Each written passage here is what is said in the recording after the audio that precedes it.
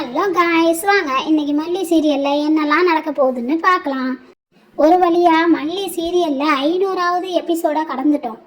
இதுக்கப்புறமாவது மல்லி விஜயும் ஒன்னா வாழ்வாங்களாங்கிறத பார்க்கலாம்.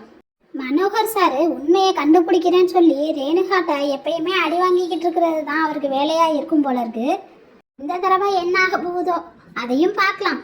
விஜய் சார், மல்லி, மனோகர் சார் 3 பேரும் சேர்ந்து ரேணுகா மேடத்தை சாமியார்கிட்ட சொன்ன மாதிரியே அழைச்சிட்டு வந்துட்டாங்க.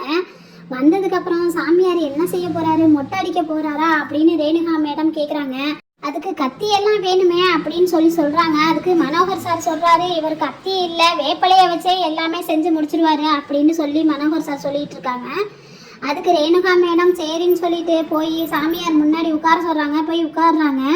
ரேணுகாவுக்கு பைத்தியம் தெளிகிறதுக்காக அந்த சாமியாரும் வேப்பலையை எடுத்து ரேணுகா தலையில அடிச்சிட்டு இருக்காங்க. ஐயோ என்னையா பண்ற அப்படின்னு சொல்லிட்டு அந்த வேப்பலையை திருப்பி பிடுங்கி சாமியாரை ஒன்றும் பண்ணலை. நானும் நினைச்சேன் சரி சாமியாரை தான் அடிக்க போவாங்களோண்டு. கடைசியில் பார்த்தா மனோகர் சாரை போய் அடிக்கிறாங்க. அதை பார்த்து விஜயும் மல்லியும் அரண்டு போய் நிற்கிறாங்க. அதுக்கப்புறம் இந்த பக்கம் பார்த்தா ராஜேஸ்வரி மேடம் ரொம்ப கோபமா விறுவிறுன்னு வர்றாங்க. அப்படி எங்கே தான் போகிறாங்கன்னு பார்த்தா நிஷாவை பார்க்க போயிருக்கிறாங்க. நிஷாவை எதுக்காக பார்க்க வந்திருக்காங்க?